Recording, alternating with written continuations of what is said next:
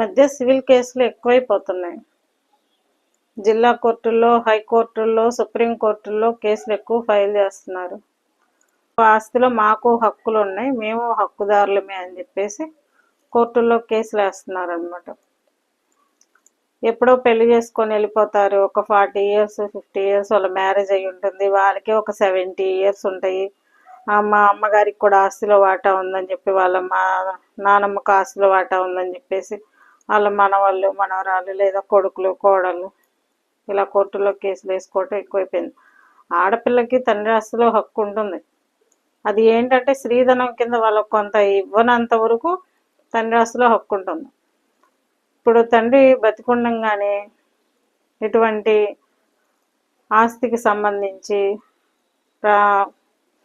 రిజిస్ట్రేషన్లు చేయకుండా పిల్లలకి ఆస్తులు పంచకుండా ఉంటే, ఆయన చనిపోతే అప్పుడు ఆ ఆస్తికి భార్య పిల్లలు సమాన హక్కుదారులు అవుతారు.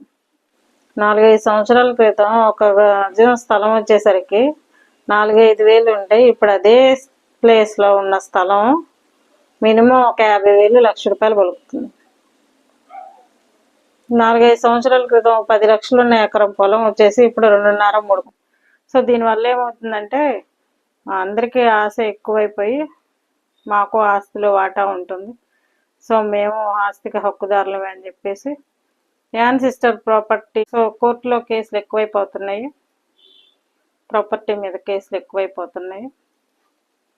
దీనికి ఏంటంటే ఒక లిమిటేషన్ లేదా అంటే, వారసత్వపు ఆస్తిలో హక్కుల కోసం మినిమం 12 years ఉంటుంది లిమిటేషన్.